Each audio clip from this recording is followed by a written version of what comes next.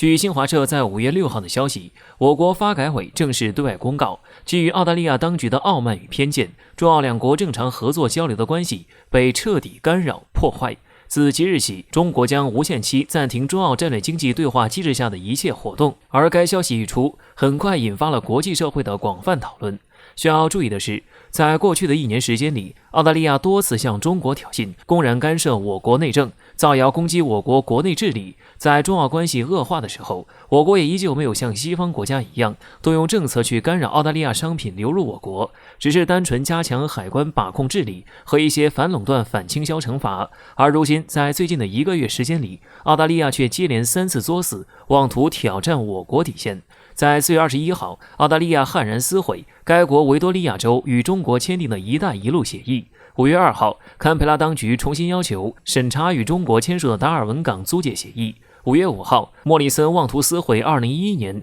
与中国签署的战略合作协议。可以说，每一步都在试探中国忍耐的极限。终于，澳大利亚如愿以偿得到了自己想要的结果，中国无限期暂定中澳战略经济对话机制下的一切活动。中澳间的贸易往来中，澳大利亚如今是个什么情况？国内已经有海量的相关文章和分析，本文不再进行赘述。不过，有观察人士注意到，就在我国发改委为中澳未来关系判死刑的前几天，澳大利亚军方实权派将领芬德利少将公开声称中国威胁澳大利亚的国家安全，叫嚣对华开战。尽管这话是挺荒唐的，很多围观网友也是以一个看笑话的心态去对待这个人的风言风语。但需要重视的是，这件事情背后，澳大利亚军方高官中出现这种极端言论，是整个澳军的态度呢，还是个人言论呢？答案我们尚不得而知。但是在这个实权派将领喊出这种话以后，澳大利亚官方却对此不置一词，那么莫里森政府对华的真实态度那就不言而喻。当然，也有分析人士认为，澳大利亚近期突然开始上蹿下跳，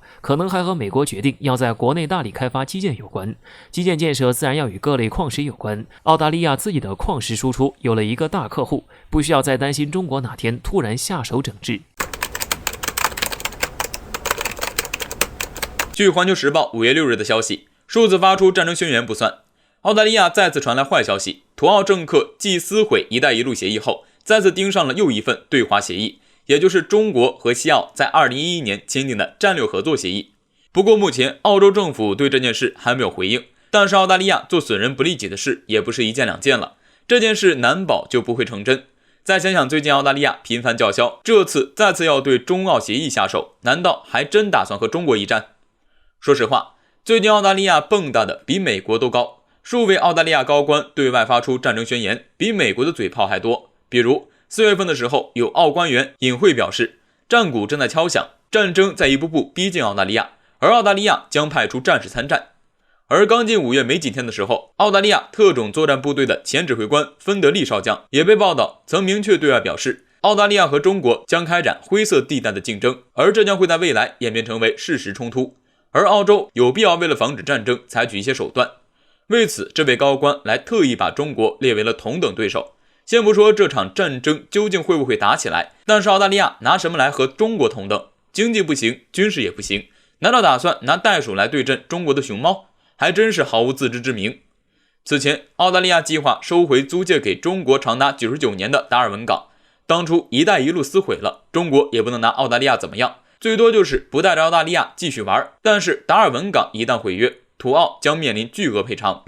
而且有分析人士计算，澳大利亚因为经济对中国依赖非常大，所以最近蹦跶的太欢导致今年2月份光是旅游业，澳大利亚就直接损失了大约70亿人民币。如果再算上中国对澳大利亚进口产品的制裁，澳大利亚简直血亏。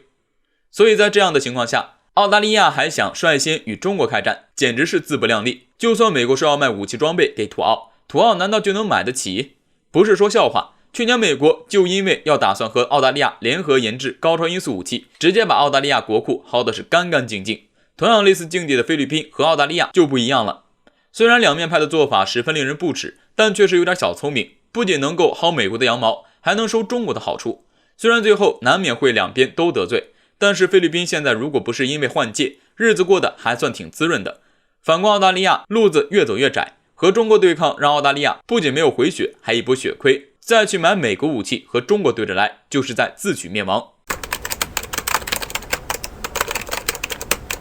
据印度媒体今日印度在5月5号的消息，印度东部地区西孟加拉邦在3号公开选举投票结果后，就开始连续多日爆发大规模骚乱，并逐渐演变成流血冲突。尽管局势失控，西孟加拉邦的反应极为混乱，邦政府内部因为选举结果的争议发生内部撕裂，根本无心去控制骚乱。短短2天时间里，被目击惨死街头的就多达12人，未列入统计的更是数不胜数。大批量的房屋受到不同程度的毁坏，不少还伴随着火光。据不完全统计，至少有超过数千座房屋在骚乱中被洗劫，超过4000户家庭被骚扰，整个骚乱波及了上万人。然而，作为本应负有社会管理责任的印度当局，内部两派却在相互指责，甚至反对派还指责执政派安排人员纵火，想要破坏反对派的办事处，因为对方在选举中已经失败。到了这个时候，印度当前国内疫情严峻形势似乎不存在了。本来就防控力量薄弱的印度，便是放开了民众聚集投票，选票反而是当前莫迪政府的主要重心。而且从整个爆发的时间点上来看，显然不是自发形成，而是一个有预谋、有组织的骚乱。失败者为了自己的胜利，强行鼓动人群制造混乱，方便自己借局势紧急为由，继续控制权力，以达到赖账的效果。而更为讽刺的是，就是如今这样一个丑态百出的印度，中国却依旧还有一些人在为印度摇旗呐喊。某公知的社交媒体放出豪言，下面是截图，放出来供大家欣赏一下。有意思的是，在2020年2月初，我国疫情严重的时候，还有某顶尖大学的法学院教授公开为西方媒体输出弹药，声称防止疫情，中国需要西方那一套自由民主。美国媒体《纽约时报》还在当年2月份阴阳怪气地表示，不同的国家、不同的制度，应对危机的能力也不同。然而，时隔1年多再来看，显然《纽约时报》当时并没有意识到自己说的话会如此深刻。全球疫情最大的2个贡献者，一个是最乐意向全球输出自由的美国，一个是号称全球最大民主国家的印度。